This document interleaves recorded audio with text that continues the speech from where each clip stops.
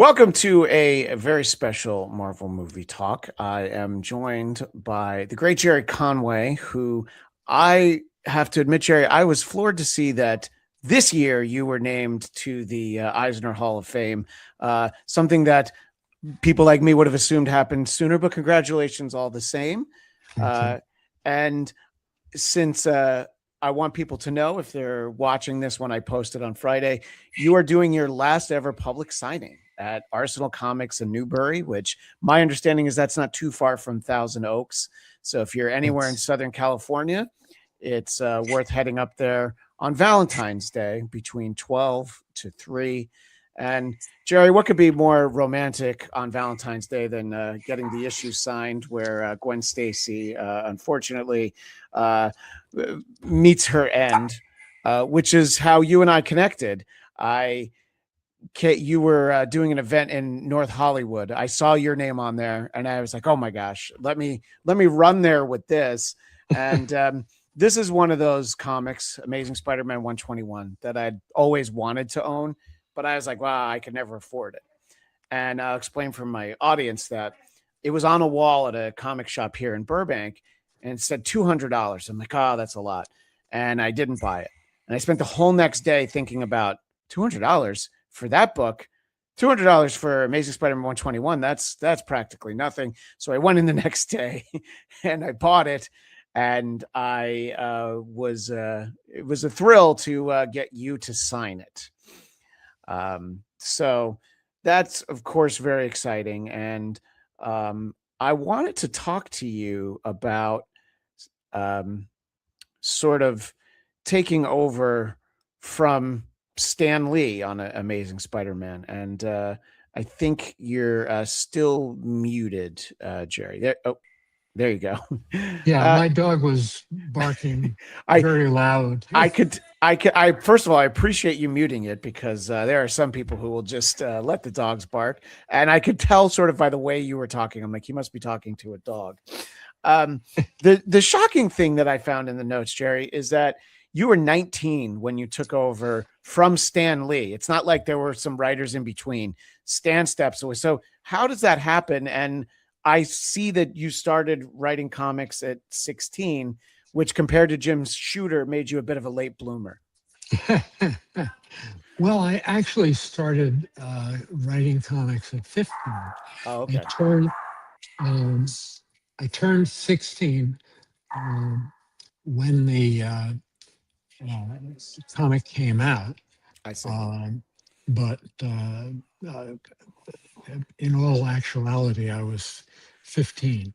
Um, the uh, way I ended up writing Spider-Man, I had uh, been writing for Marvel for a couple of years. Um, I started out with, I think, Daredevil, Submariner, Iron Man, and those lesser books. Sure. Um, and then I was uh, asked to do Thor when Stan dropped that book. I'm not sure whether Roy passed it on directly to me, but he didn't want to write the book, and so he passed it on to me. I was the number three guy, uh, so when Roy didn't want to write something, he would have me do it. Um, I was writing. Uh, I was writing Marvel Team Up, which featured Spider-Man, and I believe I was doing a pretty good job of getting Spider-Man's voice, and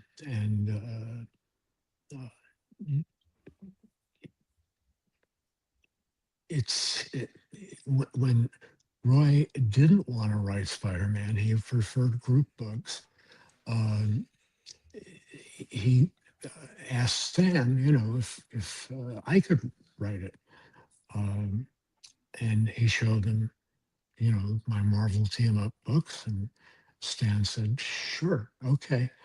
Uh, and I ended up writing the book with the caveat that John Romita, who was the artist, would uh, be my mentor on the book, um, and basically help me with plotting, with getting the tone right, and so on. Um, After a couple of issues, John really felt that I had it. I had it down, um, and so he started backing away too. Um, and that's basically the background. Uh, yeah. Well, it's interesting because, so the first one that you write of Amazing Spider-Man is number 111. And less Yes. than a year later, this comes along, which our visual audience is seeing all over the place. I've held up my copy. This is obviously such a major thing. Was this, you felt like it was a story to tell? Was there an edict of, well, let's kill someone? Was it let's get rid of Gwen Stacy? How does that come about before you even actually write this issue? Well, it was actually John Romita's idea. He was a big fan of Milton Caniff, the artist, the newspaper comic strip artist. And Milton Caniff would change things up every uh, year or so uh, by either killing off a character or taking them out of the story in some way. Um, and he did that to keep readers interested. So John was the one who suggested that we uh, either sideline or kill off one of our supporting characters. His thought was to kill off Aunt May. And disagreed. I thought Aunt May was too important to the mythology of the book.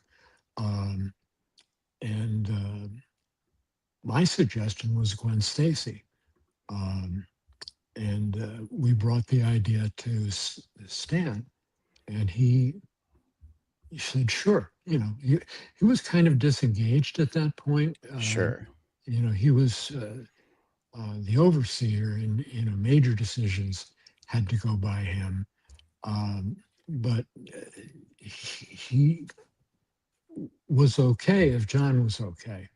Um, so it came down to uh, killing off Gwen, which was totally my idea, um, because I thought she was not a valuable contribution to the book. She was very, you know, uh, very boring character in my view. She had no real personality other than uh, as Peter Parker's girlfriend. She was the wish fulfillment, which for Peter, you never get your wishes fulfilled. You know, Yeah. he's yeah, he's I won't say the perpetual loser, but he's he doesn't he doesn't get the prize.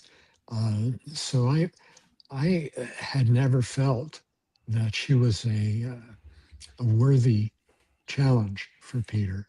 Um, he had gotten to her too early. She'd been in the book for only about 5 years, 4 or 5 years. So I didn't think that readers were that attached to her. Um, and I had always really liked Mary Jane. Sure. And I felt that Mary Jane um, was a challenge for Peter.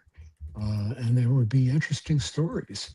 And there would be, a potential for character growth. Um, you know, she she was a good foil for him, um, and I was happy to uh, make that happen. Yeah, and I think that obviously history shows Mary Jane just being a bigger character. There's so much more to her. By the time I started reading comics, Gwen had passed some time ago, and this was right before the time period where Peter and Mary Jane got engaged. So he was with the Black Cat at that point, and then she comes in. But you read the reprints, you see things like this, and you do kind of see this big character that literally lights up the room. Our visual audience is seeing the panel where we first meet Mary Jane. This was years before you Oh started yeah, writing, but I mean that Face It Tiger, you just hit the jackpot. That's like there's just that one line, and yeah. it also That's sounds so like such a. It memorable. also sounds like such a Stan line. Yeah, yeah. um, It was. I fell in love with her at that moment, as probably thousands of comic book readers did. sure. Uh, she was she was impressive. Now, I can only imagine how many times you've been asked about this, but as we're talking about Gwen dying, does as you wrote it, does she die from being thrown, or is Peter trying to save her with his web? Is that actually making it even more horrific that he actually kills her? Or would she have died anyway? What of all those possible theories was in your mind back then in 1973, Jerry? Well, if Peter hadn't been around, she would have died. You Sure. know, that's for sure. Um, it's funny. I actually, uh, in my outline, I figured that she died from the fall. You Yeah. know that. So Peter actually wasn't responsible. But when Gil Kane drew that sequence, um, he made it very clear that uh, her neck broke. You Yeah. know, there was a movement, you know, that showed pretty much clearly what happened. Um, and when I wrote that, um, I had to uh, acknowledge it, and so I put in the little snap. Yeah. You know that. So in my view, uh, Peter was partially responsible for her death, um, which uh, is a coda to his sense of responsibility for not um, interfering with the thief who ended up killing uh, Uncle Uncle Ben. Ben, sure. It's just uh, Peter just can't get a break. No, and that's sort of the the sad but also endearing thing about the character, and obviously that turn of events is so iconic that when I was sitting there seeing the second Amazing Spider-Man movie and Emma Stone shows up in this outfit, I was like, oh no, because they did an Yeah, amazing job recreating the green coat and the purple dress and the tall yeah, boots, 40 years later or whatever it was. And it's and I think that there have been some interesting, you have Spider Verse versions of other Gwen Stacy's that they have. I mean, my daughter, who's 8, watches a preschool show that has a little girl Gwen, Spider Gwen on it too. So, but it is one of those things that this was an era when somebody died, they stayed dead, and I know there were of course clones of Gwen Stacy, but the actual Gwen Stacy stayed dead. Now, that wasn't enough, of course, in 121. And I know you know this, but this is to just sort of take people through it. The next month, we have to have the Green Goblin, Norman Osborn, punished for his role in that. And he really finds his ending in a brutal way as well. yeah, His glider impales him. Only, he's trying to kill Spider-Man. So it is one of those like, well, you do get what you deserve when yeah. you're a super villain Jerry. But was that always like the 1-2 punch? Well, Peter's gonna, be upset, and the Green Goblin's not going to survive. Right. It was. I mean, it's inevitable that the goblin had to get his just desserts. He had to. He had to die if Gwen. Throwing him in prison isn't enough. Um, Taking him uh, just isn't. It isn't a balance that works out. So. Uh, I knew that he was going to have to die, and I wanted to also to put Peter at that moment where he decides that he's not going to, act out of revenge. He's not going to be that guy. He's not going to take down uh, the man he hates the most in the whole world. Um, so that gives him. His own personal turning point, where he foregoes what might in other books be a justified uh, act of revenge. Uh, in Spider-Man's book, he can't, like Batman, he can't kill. Um, Right. Yeah. yeah, No, absolutely. And it's I think that the Batman character has, taken such a dark turn in movies and things in particular. It's a little bit easier to believe, but Spider-Man is still this, this lovable kid, and mhm, you can't imagine him doing that. So as the course, so this all happens, these are subsequent months, and then in what is it, 7 months later, another huge monumental moment is the introduction of the Punisher. So, Jerry, I mean, this 1973 is a crazy year for comic books. You kill Gwen Stacy, you kill Norman Osborn, and then talk about iconic imagery. I mean, this idea of the Punisher, and it's I don't know that I want to characterize him as being beloved, but he definitely has quite a following. yeah, Myself included. He had a finally had a mini series in the 80s that Mike Zeck drew, and people like me and my friends, we were so excited to finally get to see the Punisher. What's the idea, that the germ that kind of becomes Frank Castle the Punisher for you? well, he served a story purpose. I was introducing the Jackal, who we eventually find out is in the process of cloning Gwen. Um, so, uh, one of my personal rules um, is that when a mastermind villain is introduced, um, he should have a really interesting sidekick, or whether we call him a sidekick or a henchman, Sure. whatever.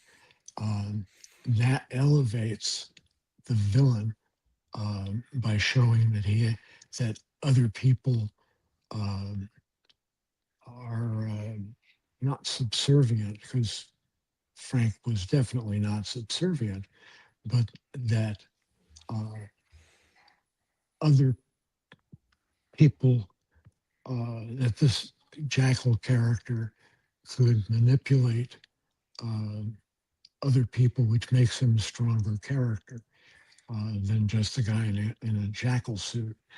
Um, so bringing in the Punisher was a way to answer that story need. And, from I originally called him the assassin, which I knew was a weak name and not very interesting. Um, I drew up a sketch um, of this guy in a black uh, uh, suit, um, with a skull, on his chest. John Romita took that and developed it into the iconic outfit that Castle wears now. And we went to Stan. Stan was always good at naming characters. And we told him uh, about this character, who he goes around killing people, and he's taking revenge for um, the death of his family, um, and he's uh, punishing the people that he thinks, are deserving of his vengeance. And Stan said, "Well, there's your name. He's the Punisher." Yeah. Yeah, it was like, yeah, there's his name. Yeah, I mean it's literally what he is and what he does, and obviously these characters have essentially a life of their own, and so many other creators work on them. I think that the writers who understand the Frank who watches what happened to his family in Central Park that day, I think they're the ones who really seem to understand who he is and why he does. Sometimes, especially with some of the movie versions, it might get a little blurred as to who he is, but I think that's the current depiction of him, the actor John Bernthal, I think does the most honest job. But especially as a kid, I liked all of them. But it's such an important character, and I've kind of talked to Chris Claremont at length about this. That once you create a character, you can only do so much about what other people do with it. Did you keep an eye on your creations like the Punisher, or just from afar and be like, well, I hope someone else is having fun writing it? Yeah.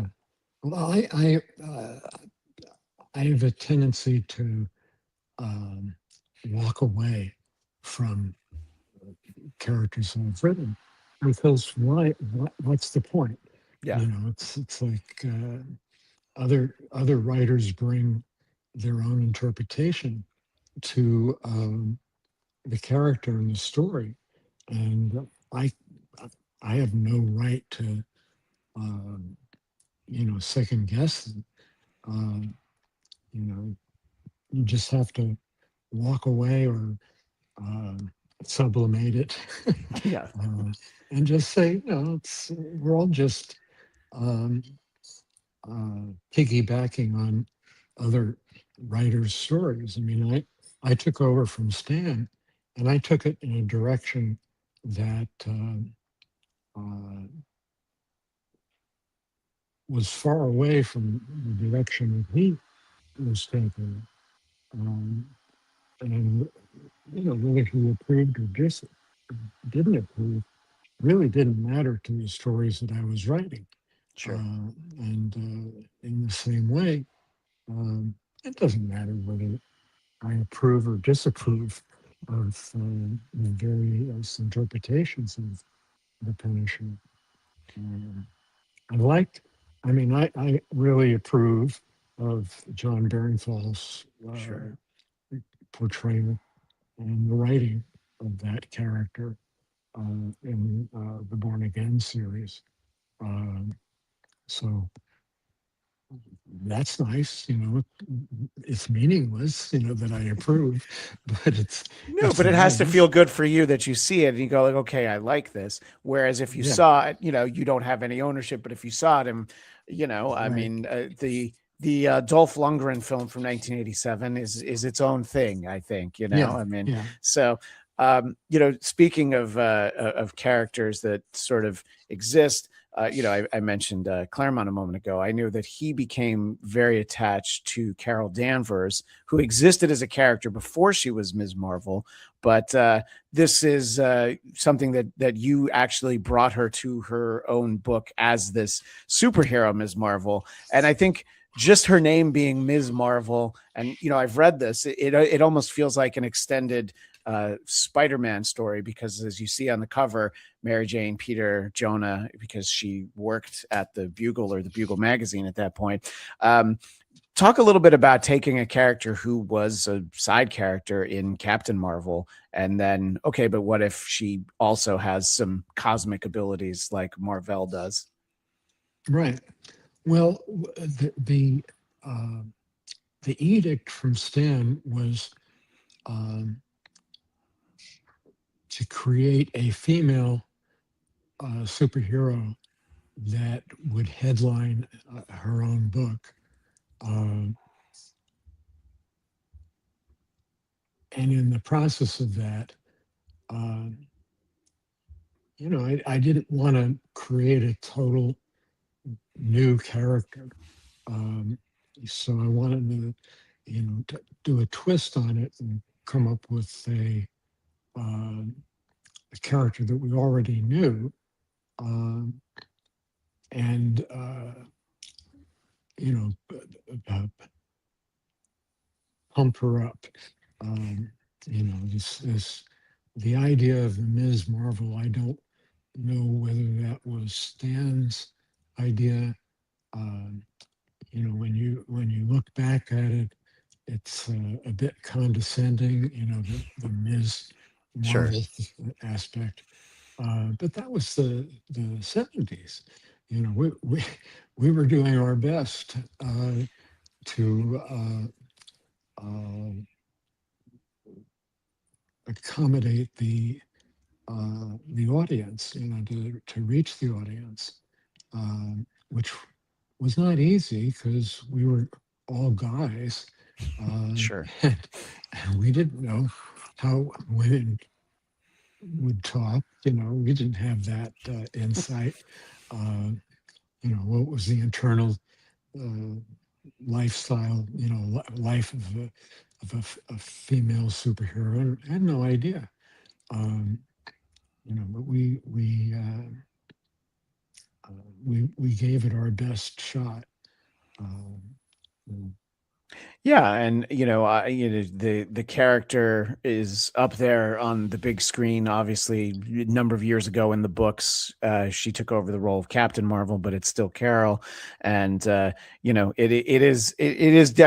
something very 70s about Ms. Marvel as a character, but this is also the time we got Spider Woman. They were definitely trying to diversify a little bit and mhm. have that. And it's interesting because it wasn't until the mid 80s that Sue Storm says, I'm an adult, can we maybe stop calling me the Invisible Girl? I'm the Invisible Woman. And they're like, yeah, all right. So it is interesting. Gerry, there's one more thing I wanted to talk to you about, because I know your time's limited, but also I had no idea about this until I was putting my notes together. So there was a Star Trek newspaper strip, which I wasn't even aware of. Yes. And you wrote it, I think the last year or so that it was there. Um, and I was aware of the Star Wars strip, which had been collected, I think, by Dark Horse, but I didn't know so much about this. How was it, first of all, to get to play with these great characters, and what were some of the maybe the obstacles of telling 3 panel stories 6 days a week, and then I guess on Sunday you get 5 panels or whatever? Well, I was a big fan of uh, comic newspaper strips. Mm. So I think I'd done a couple of Superman strips, so I wasn't unfamiliar with the format. Uh, it was just fun. I did it for fun. I got practically no money for doing it. Oh no. You Yeah, hate to it hear was. that, Gerry. Yeah, no, it was. But I just did it as a fan. Getting to write these iconic characters um, was payment enough. They did come out with a collected edition of the newspaper comic strip. Um, so that's nice. Yeah. It lives on. Um, yeah. I mean, it was fun to do, and I didn't really expect much to come from it. The artist on the book, and has I hate um, criticizing anyone, but he was a really terrible artist, um, which is not surprising when you're paying. Maybe I think it was probably getting maybe $200 a week. Yeah. Um, so you couldn't get the best artists for something like that. Um, Well, it actually makes sense when you put it that way. That the long running Spider-Man strip, at least the era I remember of it, Stan had his brother draw it, so I think it yeah, was it was like, how about a family discount here? yeah, But obviously those iconic characters and just that wonderful universe of Star Trek, that must be fun to think back it about getting to was. play with Kirk and Spock and Bones and everyone. Um, were you telling stories like between Star Trek 2 and 3? Because the image I showed, Spock is in it, so you didn't have to have him be dead. I assume you were able to kind of just tell stories from an earlier era. Yeah, I thought I basically told stories in the original era, Right. the original Starfleet, um, and that was what I was aiming for. I wanted to treat it as a fanboy. Yeah. And that's pretty much what I did. Yeah, well, that has to be fun, and I grew up reading comics at the point where the monthly Star Wars book, Han Solo was missing, and they had to be looking for him, but they couldn't find him because that was going to be in the movie, And I know when DC started doing a monthly Star Trek book, they had to be like, okay, Spock is dead, so Spock's not in it. So a lot of times you're just like, okay, there's going to be another movie at some point, but when you're trying to fill in those gaps, I can imagine that is hard. Well, Gerry, I want to thank you so much for giving me some of your time today, and I do want to remind people who are watching this prior to Valentine's Day that you'll be at Arsenal Comics in Newberry, California, not too far from Los Angeles, and I know that their Instagram, they explained sort of all the things that people need to know. I walked up to you and I just had you sign this, and that was good for me. But there'll be a CGC people there verifying for $70 and a $25 signature. So if you've got we talked about so many books that Gerry's signature would look great on. So make sure that you head there. And I know you're on Instagram. Are you active on that? I No, can. Okay.